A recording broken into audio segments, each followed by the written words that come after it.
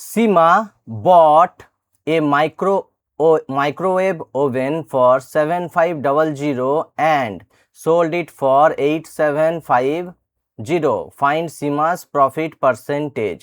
মানে কিনেছে 7500 টাকায় আর বিক্রি করেছে কত 8750 টাকায়, তাহলে তার চেয়েছে প্রফিট পার্সেন্টেজ। তাহলে 8750 থেকে 7500 বিয়োগ দেব 50, 5 কত 7 পাবো 2, এখানে 1, 1250 টাকা প্রফিট হয়েছে। কার উপর? সিপি কত 7500 গুণিত 100, 2 2 2 2, 25 3 75, 25 5 125, 50/3 মানে কত 16/666, এরকম চলতে থাকবে, মানে 16/67%।